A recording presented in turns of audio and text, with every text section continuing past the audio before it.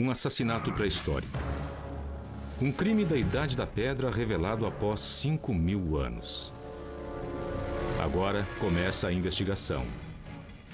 Os cientistas estão reabrindo um caso de milhares de anos, descobrindo novas e chocantes evidências da violência pré-histórica. Novos ferimentos, a análise forense e o sangue nas armas que contam a história de um assassino. Uma história de combate mortal. O que a cena e a arma do crime e as evidências forenses dentro do corpo podem nos dizer depois de todo esse tempo? 50 séculos depois, o caso do Homem do Gelo está apenas começando.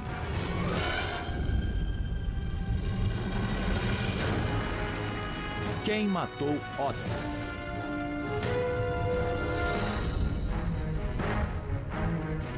O contorno irregular dos Alpes Ötztal, fronteira da Itália com a Áustria. Neste local, há 12 anos, foi encontrado um corpo. Uma múmia de 5.000 anos chamada Ötzi, o Homem do Gelo. Ele daria aos cientistas uma ligação com a Idade da Pedra e um mistério. O trabalho de desvendar esse mistério caberia ao legista Edward Egarter. Durante a última década, virou uma obsessão. Após a descoberta da múmia em 1995, os cientistas acreditavam que o Homem do Gelo havia morrido de causas naturais. Por exemplo, acreditava-se que ele havia morrido de frio ou de hipotermia. Muitos achavam que Ötzi havia morrido de exaustão. Outros disseram afogamento. Mas todos acreditavam que o Homem do Gelo havia enfrentado o fim sozinho. Ninguém imaginava que era algo ainda mais inquietante. 10 anos depois, achamos uma ponta de flecha em suas costas e alguns indícios deste fato dão pistas de que ele morreu devido à violência. Não apenas violência. Um assassinato neolítico. Ötzi foi atingido nas costas. A fantástica descoberta de Edward Egarter em junho de 2001 foi manchete em todo o mundo. Mas as perguntas estavam apenas começando. Quem seria o assassino? Como teria ocorrido exatamente esse ferimento? Agora, Egarter parte em busca das respostas. Seu objetivo? Desvendar esta morte misteriosa de uma vez por todas. Em que lugar exato foi encontrado o Homem do Gelo? Aqui embaixo. Egarter está de volta à cena do crime com Alois Pirpamer, um dos primeiros a descobrir a múmia neste desfiladeiro em 1991.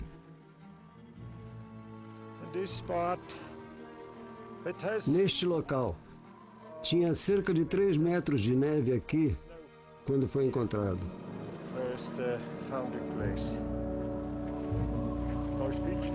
Pirpamer viu o corpo naquele dia estendido no gelo.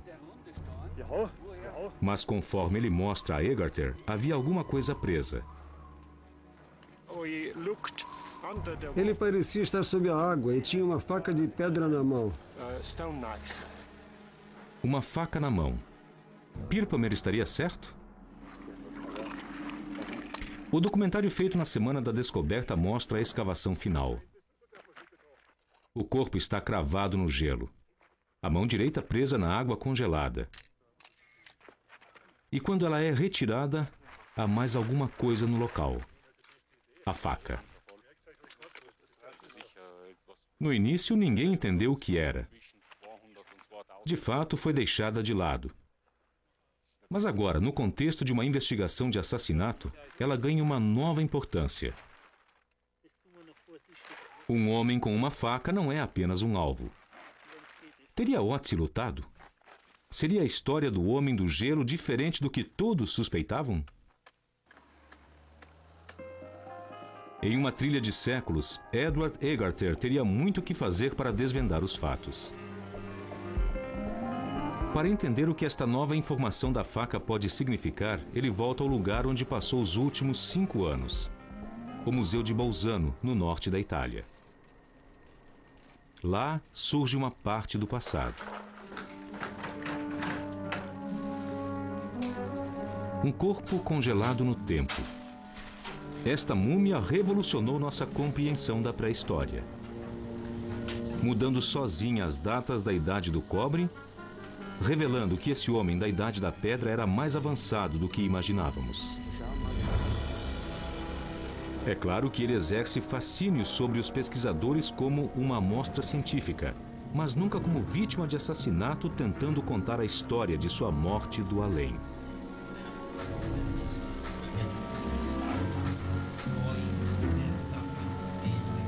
Agora, em uma câmara com temperatura controlada, mantida a 10 graus abaixo de zero, a investigação forense finalmente será feita.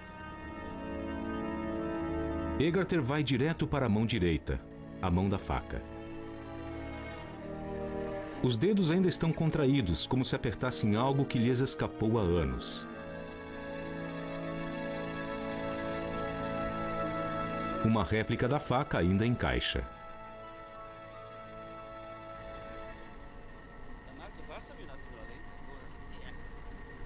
Mas quase na mesma hora, Egarter se depara com outro detalhe.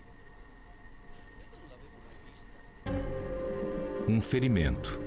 Um ferimento que ninguém havia percebido antes. Egarter não pode acreditar. Ele examina mais de perto. Após 12 anos e centenas de exames, é a primeira vez que ele é observado. Este não é um simples talho. É um corte profundo, um golpe na carne. Talvez os dedos estejam simplesmente contraídos de dor. Os raios-x examinam a extensão do ferimento. Uma incisão longa e reta que varou o tecido entre o polegar e os dedos, passando direto pelo músculo até o osso. Egarter procurava respostas. Agora tem um novo mistério pela frente. É incrível. Significa que a morte de Otzi ocorreu de forma totalmente diferente do que acreditávamos. Surge um novo cenário. Não de apenas uma simples flechada, mas de uma batalha. Um confronto violento. É a primeira prova existente de combate pré-histórico escrita direto na carne.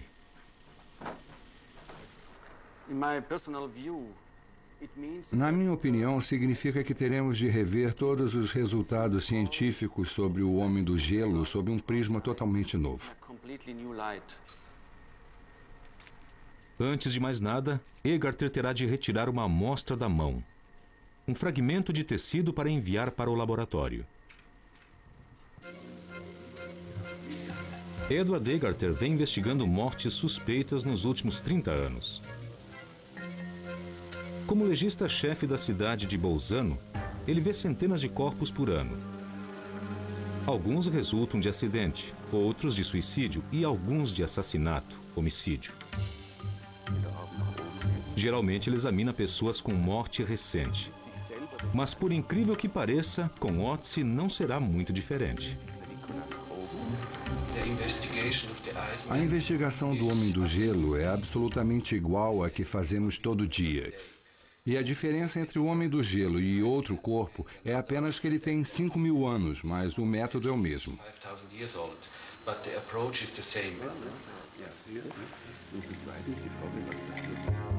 Para qualquer patologista forense, uma das primeiras perguntas é: o que causou o ferimento? Neste caso, é uma arma não muito diferente da de Otzi. Uma faca da Idade da Pedra de apenas 13 centímetros com uma lâmina de sílex e a borda serrilhada. Uma arma de caça para usar em animais, não em humanos, mas afiada o bastante para cortar a carne. O arqueólogo experiente Harm Paulsen é perito em armas da Idade da Pedra.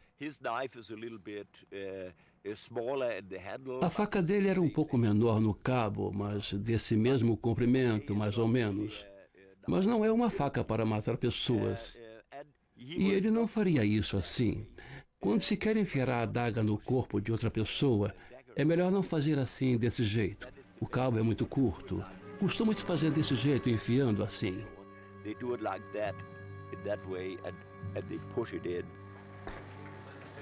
Egarter acredita que o ferimento de faca é a chave para entender a morte de Otzi.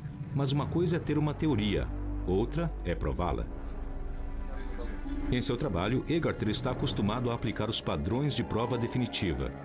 Poderá ele confirmar que o ferimento ocorreu durante a morte de Otzi? E o que isso nos diria? Uma coisa é certa.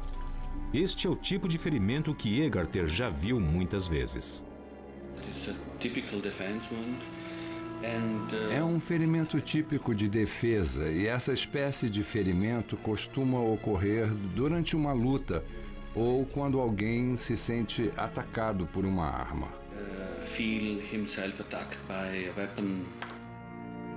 Uma mão esticada para conter uma lâmina, um corte na palma da mão. É um ferimento clássico de defesa em um ataque de faca. Quando as pessoas lutam e uma tem uma faca e a outra quer afastá-la, então ela pega aqui. E este é um corte típico, aqui entre o polegar e o dedo, e vai direto ao osso.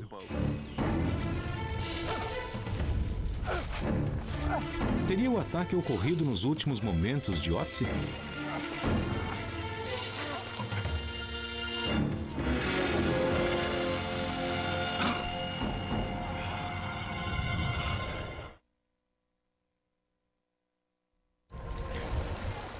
Em Bolzano, Tom Loy é chamado para ver o que as armas podem revelar. Loy é um arqueólogo molecular perito em DNA antigo. Se houve uma batalha, deve haver pistas nas armas. Sob o olhar nervoso do diretor do museu, os artefatos são retirados de suas caixas de vidro pela primeira vez em meia década. Por que não examinamos os tubos das flechas primeiro? Eu vou retirar amostras de trás do pequeno punho. Está bem. Loy se concentra nos tubos das flechas. Ele fez testes com eles há 12 anos, mas não de sangue humano. E não tem certeza do que vai achar. Este está coberto de sangue, está grudado em todas as fibras. É tão brilhante. É bem refletivo e muito espesso. Células sanguíneas, dezenas delas, de 50 séculos. Repetidas vezes, ele encontra sangue nos artefatos. Há células vermelhas bem aqui. Estou tentando focalizar melhor. 1, 2, 3, 4, 5 células vermelhas de sangue. Então temos sangue aqui. É uma descoberta notável. A primeira corroboração das suspeitas de Egarter do combate na Idade da Pedra. Mas de quem é esse sangue? E o que ele significa exatamente? Vou mudar outra ponta. Loy terá os resultados em semanas. A primeira coisa que fazemos quando achamos sangue humano é comparar com todas as amostras e ver se são da mesma pessoa ou de pessoas diferentes. E o único modo de saber é pela análise do DNA. A mesma imagem, se for um assassinato, vai ajudar a resolver. Sangue nos artefatos. Um ferimento brutal na mão do Homem do Gelo. Para Egarter, o caso ficou apenas muito mais complicado e bem mais intrigante. Tudo está correndo bem. Agora temos de investigar a cena do crime. Temos de resolver muitos problemas.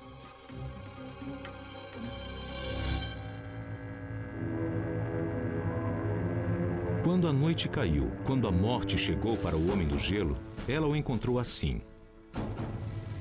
Uma vítima. E o local do seu descanso final, a cena do crime. Um enigma a ser decifrado. O que a história pode contar aqui? Um corpo em uma depressão rochosa no topo de um desfiladeiro. 4,5 metros à direita de uma saliência de pedra, uma mochila e um machado. Abaixo, encostado em pé, um arco inacabado. No solo próximo, um coldre com 2 flechas e uma dúzia de tubos de flechas. Havia até um pacote com ervas medicinais e carvão para acender o fogo. Valioso em especial era o machado de cobre. Mas o que ninguém conseguia explicar era por que, se Otzi havia sido atacado, nenhum de seus pertences havia sido levado. Há 2 teorias. E ambas dão pistas do que aconteceu ao Homem do Gelo no final. Talvez ele tenha apenas fugido de seus inimigos usando seu conhecimento dos Alpes para se embrenhar pelas nuvens e gretas. Há uma outra teoria. O arqueólogo Horst Seidler questiona se Otzi não teria enfrentado seu agressor. Apesar da forte dor causada pelo ferimento, ele deve ter matado o homem que tentou matá-lo e tentou derrubá-lo. Quando ele se deitou, depois de ter arrumado todo o equipamento adequadamente, então deve ter se sentido numa situação bastante segura, porque quando se está numa situação de perigo, não há tempo suficiente para organizar tudo direito.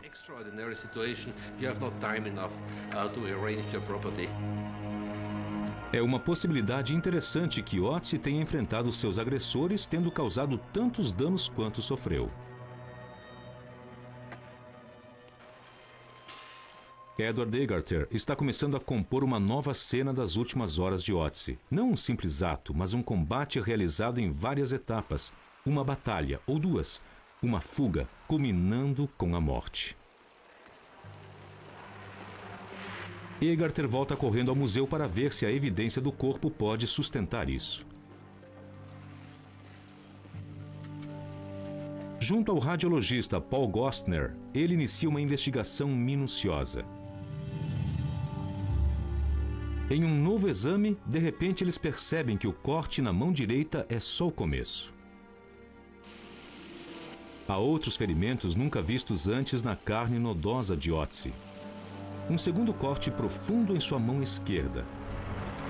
Um golpe no antebraço direito. E no lado esquerdo do tronco, 3 graves contusões. Egarter tira uma pequena amostra do centro de um dos ferimentos.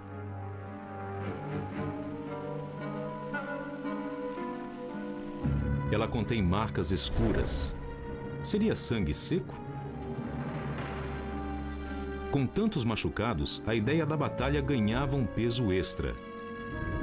Mas estas amostras também devem ser examinadas para ver se todos os ferimentos de fato aconteceram enquanto o Homem do Gelo estava vivo. E não muito tempo depois, quando o corpo foi encontrado em 1991. A equipe de escavação achava no início que Otzi era apenas um excursionista que havia se perdido na trilha. Antes que pudessem perceber a sua importância, reviraram o corpo congelado com picaretas de gelo e bastões de esqui.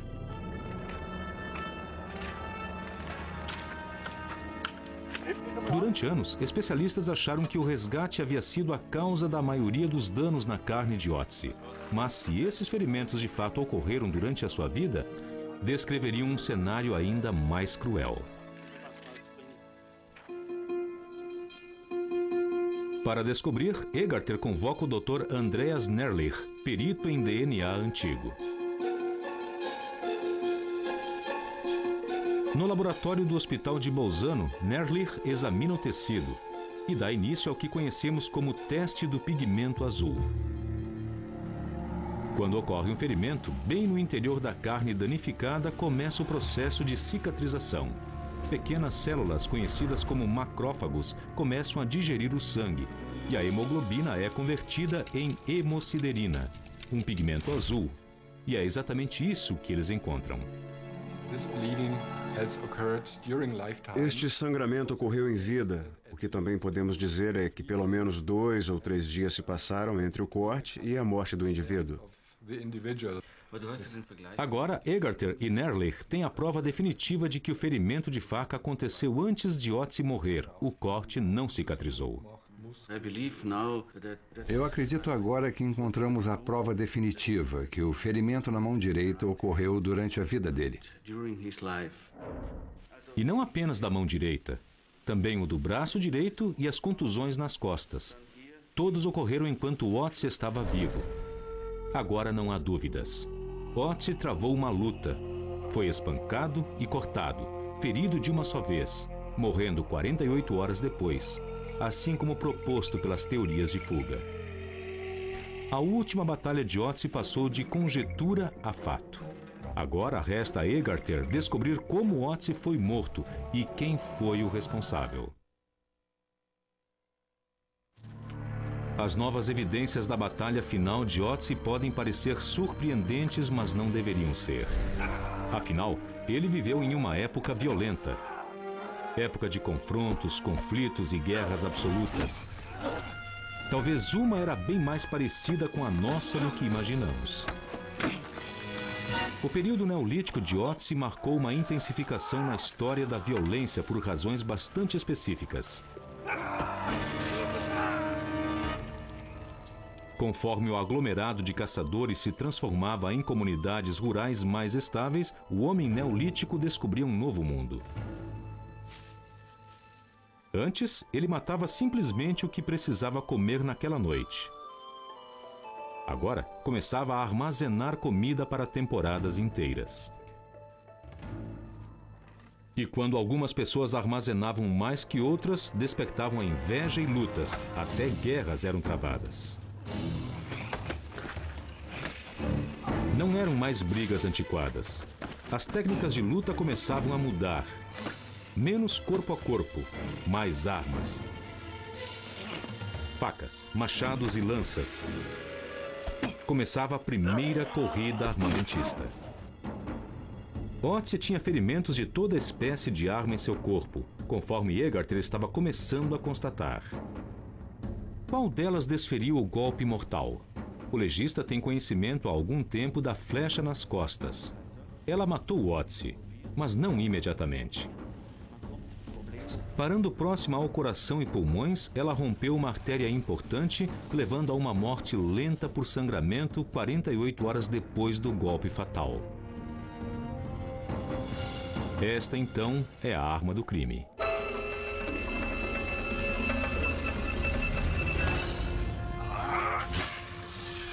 60 centímetros de comprimento, uma ponta de sílex, um tubo de madeira, triplamente ornado com penas para rotação e estabilidade, levando a potência máxima na ponta. Mas, se Egarter conhece a causa da morte, o que ele ainda não descobriu foi como precisamente aconteceu. Em um vale não muito distante de onde Otzi foi encontrado, Egarter juntou-se aos arqueólogos Harm Paulsen, Anna Pedrotti e Vittorio Brizzi em um local para a prática de arco e flecha para uma arqueologia experimental. Ali está. Eles vão tentar recriar o golpe de Otzi com réplicas exatas do arco e da flecha que o mataram. Isso é ótimo. Ali seria o topo. Paulsen marca o tubo para aferir a profundidade da penetração. A flecha de Otzi afundou 3 centímetros em suas costas. Esta experiência os ajudará a estipular exatamente a que distância o assassino estava quando Otzi levou o golpe mortal. Esse é o ombro, está ótimo. Agora vamos colocá-lo aqui. Fazendo o papel de Otzi à lateral de um porco. Isso mesmo. Talvez um pouco mais, esta parte, assim mesmo, pronto. Agora vamos colocar a pele sobre ele. Para ficar perfeito, será coberto com um manto de pele de cabra, não muito diferente do que o homem de gelo usava. Devia estar pendurado.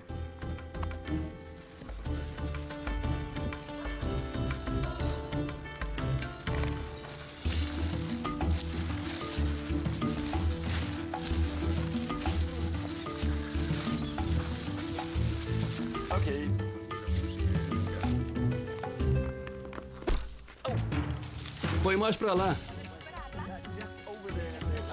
Foi o primeiro, é normal. Muito bem, de novo. Ótimo. Não poderia ter sido de perto. Isto teria atravessado Otzi. Perfeito. Estão vendo aqui? A flecha penetrou uma camada bem espessa aqui e tocou nas costelas aqui. E talvez o ponto. Não, o ponto não foi atingido. Ali? Não. E um pouquinho. Um pouquinho. Esse foi de 10 metros. Agora vamos tentar de 20 e 30 metros. Então veremos.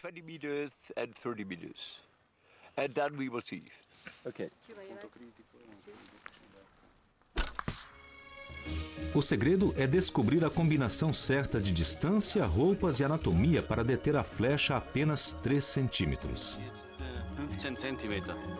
10 centímetros. bem mais fundo do que a flecha que acertou o Otzi. Eles vão tentar de novo mais afastados. Podemos usá-la de novo. Estou pronto.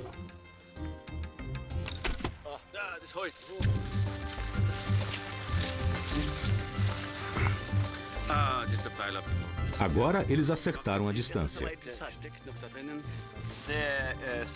A pele foi penetrada e a flecha entrou e saiu do outro lado e a ponta ainda está dentro. Então, esta foi quase igual à flechada nas costas do Otzi. O veredicto. Com uma flecha de 60 centímetros e 50 libras de força do arco, o cálculo da morte gera mais uma resposta. O golpe mortal foi de 30 metros de distância. Que tipo de golpe foi esse? Segundo Anna Pedrotti, não foi um golpe aleatório nem incidente de caça. As evidências estão na ponta da flecha. Havia dois tipos principais na época. Estas são flechas encontradas nesta região. Elas têm formas diferentes. Uma tem uma base pontuda e a outra é maior, com a base arredondada. Elas também têm dimensões diferentes. E talvez essas formas distintas fossem usadas para fins distintos. A oval quase sempre era usada para a caça, mas a triangular é conhecida como flecha de guerra. Em todas as mortes de flecha em humanos que Pedrotti estudou até agora, a ponta triangular foi usada. A arma escolhida contra pessoas. Pedrotti pode mostrar como ela era usada. Um fóssil impressionante. Uma ponta triangular cravada no osso de um pescoço humano.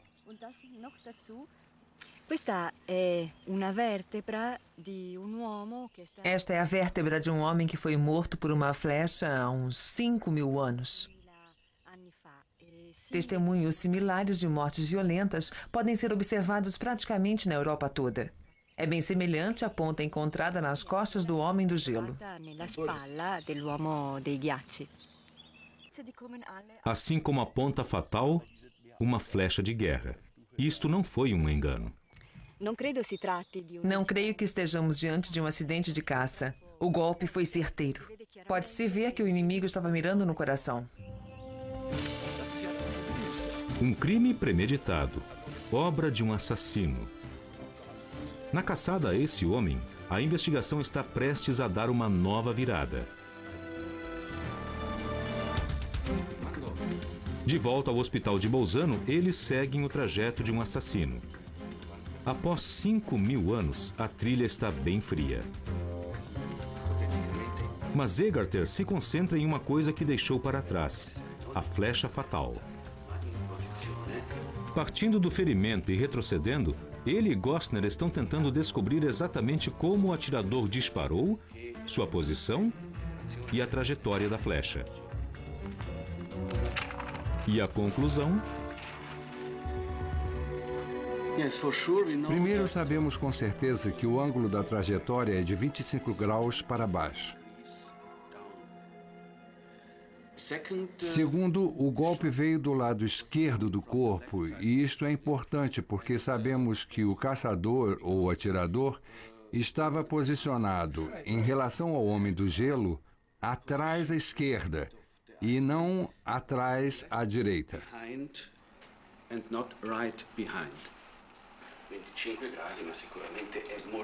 O que esse golpe nos conta sobre o assassino? Foi um disparo na mosca, acertando as costas a quase meio campo de futebol de distância.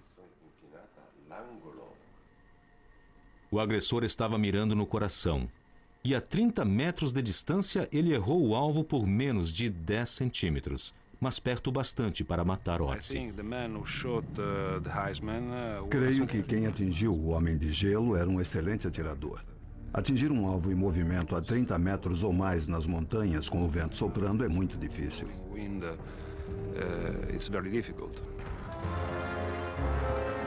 O disparo em si define o homem que disparou. Um caçador, um guerreiro, cujo arco era a extensão de seu corpo. É provável que tenha sido um homem.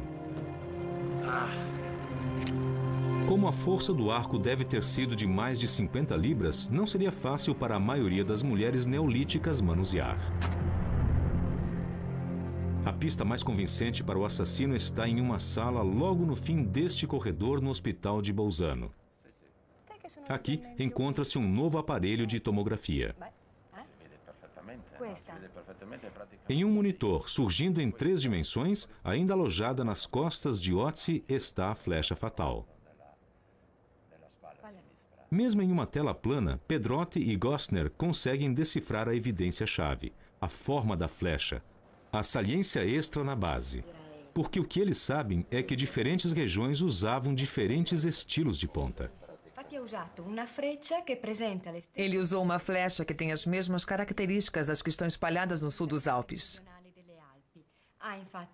Ela tem uma base saliente, enquanto as geralmente encontradas no norte dos Alpes quase sempre têm uma base achatada. E, por isso, podemos dizer que o assassino do Homem do Gelo viveu ao sul dos Alpes. Um endereço para o assassino. Sul dos Alpes, a Itália de hoje. Assim como o próprio Ötzi. O Homem do Gelo veio do sul, viajando pela região italiana de Novara até os Alpes. Para traçar a rota exata nas últimas 48 horas antes de sua morte, o botânico Klaus Oegel examinou os artefatos de Ötzi e o conteúdo do seu estômago. Este é um mapa da vegetação do Tirol e pode-se ver nitidamente na cor vermelha que a vegetação que exige calor está apenas distribuída no sul dos Alpes. E é dessa vegetação que vêm todas as espécies com que foram feitos os artefatos. Por isso, isto nos dá uma indicação clara que ele veio do sul e não do norte. Segundo Oegel, no último dia de sua vida, Ötzi estava de mudança. Viajando nos vales, ele subiu pela floresta subalpina a caminho dos picos das montanhas. E para isso, todas as provas circunstanciais demonstram que ele cruzou as mesmas terras que seu agressor. O que levanta uma possibilidade intrigante. Será que Ötzi poderia conhecer seu assassino? Será que um conflito trágico em uma aldeia neolítica poderia ter evoluído para um terrível fim? Enquanto Ötzi se dirigia às montanhas?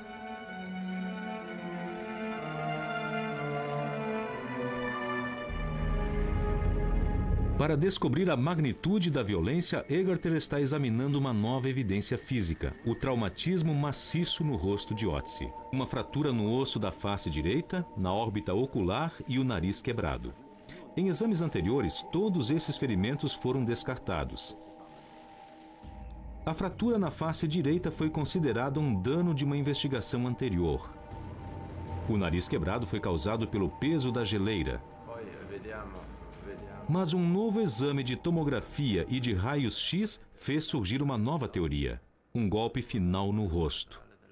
Eles ficaram intrigados com uma segunda linha de fratura na face direita. No osso da face direita, podemos ver um claro impacto em um lado e uma fratura no outro.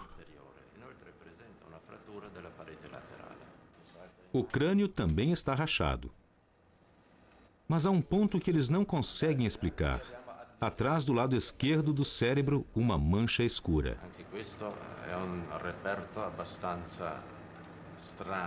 Isto é um tanto estranho. É compatível com as fraturas, uma lesão decorrente do impacto. Teria de ter acontecido no momento da morte. Poderia ter sido um tumor ou um derrame. Mas neste contexto tem todos os indícios de uma hemorragia cerebral. Gostner e Egerter viram várias vezes este tipo de traumatismo craniano em acidentes de carro. Lembra-se daquela história?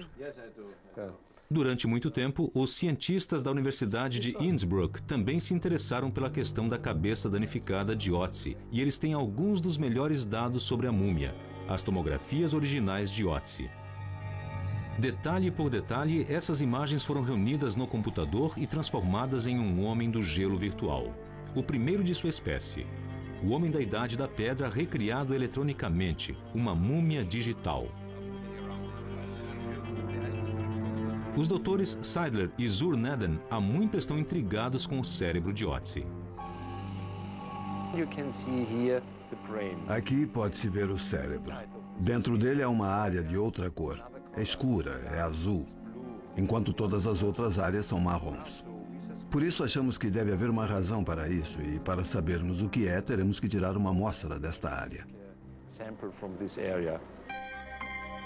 Todos os testes feitos até agora na região escura foram inconcludentes. Mas seria este traumatismo maciço o último ferimento de Ötzi? Uma coisa é certa: ninguém escapa de uma hemorragia cerebral. Após uma série de ataques e escoriações, este deve ter sido o golpe final. Mas é quase certo que tenha chegado ao fim tão cansado e esgotado que simplesmente caiu.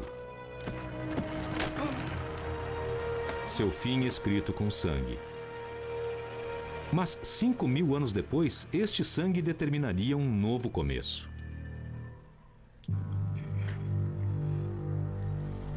Na investigação do assassinato de Ötzi, o arqueólogo molecular Tom Loy começa a encontrar novos resultados dramáticos. Aqui está. Ele está verificando a flecha triangular da aljava de Ötzi. Essas flechas são consideradas flechas de combate. Isto é, se você quer causar dano e dor, possivelmente matar o seu adversário. Em uma dessas flechas, Ötzi deixou sua marca. Sabe o que estou vendo aqui? O quê? Tem parte de uma impressão digital aqui, bem na frente da resina preta. Uma impressão digital deixada na flecha. Enquanto a resina estava quente, o homem do gelo deve ter posto o dedo bem aqui, empurrando assim para cima, para limpar a superfície e deixar essa junta lisa. E aí está a pequena impressão do dedo. Incrível. É um momento incrivelmente íntimo. Um contato com o passado. E há mais coisas a serem descobertas nessas flechas. Loy conseguiu quase literalmente tirar sangue de uma pedra. De fato, uma ponta e seu tubo deram positivo. Está coberto de sangue. O sangue era humano. Os traços genéticos são distintos. Agora, ele examina o manto de Ötzi. A pele foi costurada em um arco-íris de tiras. Tem um excelente bem aqui. É evidente que esse tempo todo o deixou em retalhos, mas Loy decide fazer um novo teste, esperando encontrar sangue no próprio manto. Os vestígios do conflito pré-histórico. Se for sangue, vai ficar verde. A reação química é medida com uma tira reagente. Leva apenas 2 minutos.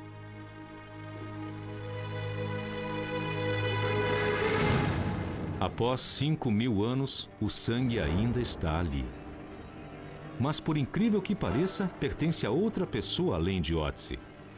Mais um indício da batalha neolítica. Este deve ser o do ombro. Loy examina os outros artefatos. Na faca, ele encontra camadas de sangue sedimentadas na lâmina de sílex. É essa. E essa vai ter DNA nela. Então temos 2 células com DNA e está bem visível. Temos uma infinidade de células vermelhas. No total, Loy anunciará ter encontrado amostras de sangue humana em 4 diferentes artefatos. Na ponta, no tubo da flecha, no manto e na faca. Cada uma delas antiga e não moderna, e cada uma com sequência de DNA distinta. É uma descoberta muito importante, em parte por ter sido inesperada. Estou muito surpreso e satisfeito. Loy acredita que o Homem do Gelo carrega o sangue de 4 pessoas diferentes. Teria sido resultado de muitas lutas ao longo de anos ou apenas uma série de batalhas? Talvez nunca saibamos. Mas uma coisa é certa. Ötzi se envolveu com certeza em mais de um confronto violento. Ele pode ter sido morto lutando, mas levou o sangue de outros com ele.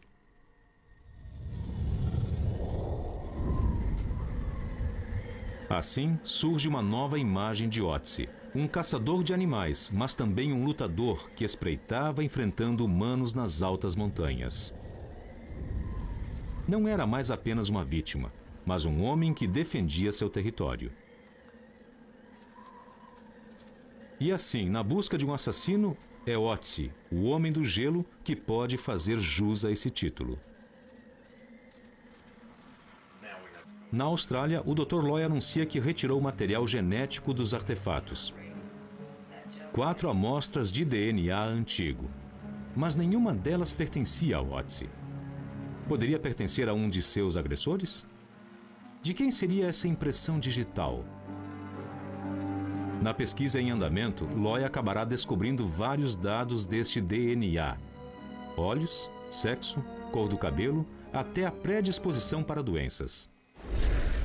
Talvez seja o agressor de Otzi, talvez sua vítima.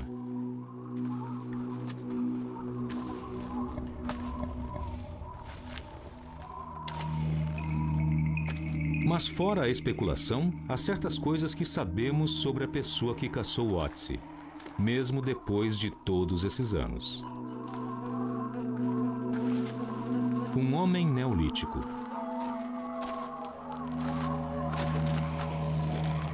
Bastante habilidoso para abater um alvo em movimento a 30 metros de distância com sangue frio suficiente para atacar pelas costas. Em suma, um caçador ou guerreiro vindo do sul dos Alpes, hoje Itália.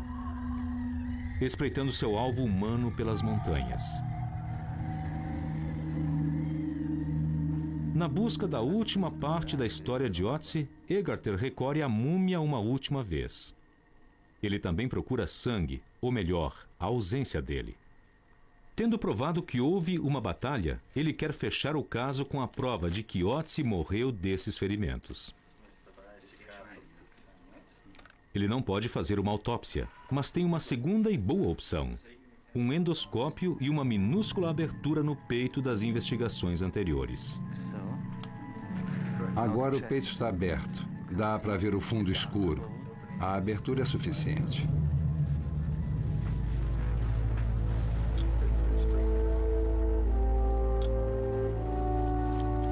Dentro do Homem do Gelo começa uma viagem fantástica. Logo, os órgãos tornam-se visíveis.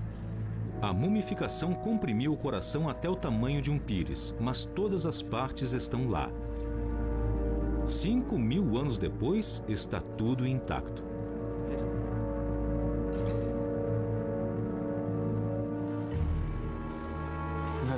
Vimos imagens incríveis. Foi a primeira vez que vi imagens endoscópicas do Homem do Gelo.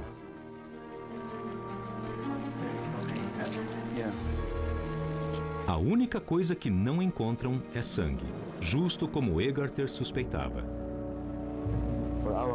Para nossa investigação sobre a causa da morte do Homem do Gelo, verificamos que as cavidades torácicas não contêm sangue. Ele teve perda de sangue, mas não nos pulmões nem na cavidade torácica.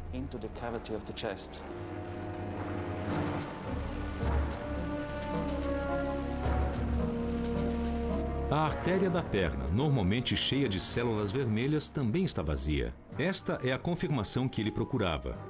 Que Otzi morreu de seus ferimentos, que todo o sangue escoou de seu corpo.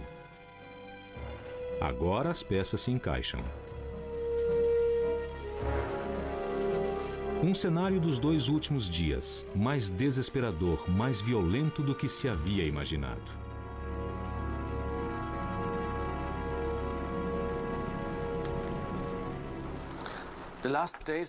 Os últimos dias da vida do Homem do Gelo talvez tenham sido terríveis para ele. Creio que os 2 últimos dias foram repletos de violência. O que aconteceu nas últimas 48 horas de vida de Otzi? Uma luta? Quem sabe um conflito na aldeia? Ou uma briga por território?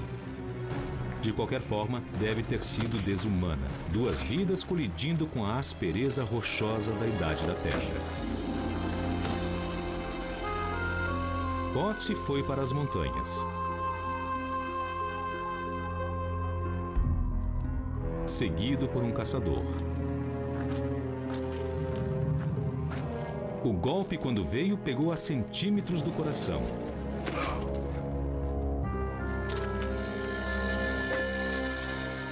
Mas ele seguiu se arrastando, cambaleando até seu porto seguro, onde, sangrando devido aos ferimentos, tombou e morreu.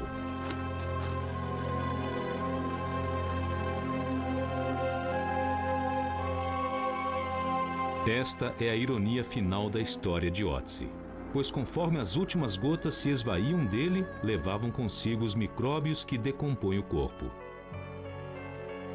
E assim, no final, a perda do sangue que mantinha a sua vida, de fato o preservou. E o que matou o homem do gelo, também o salvou para a eternidade.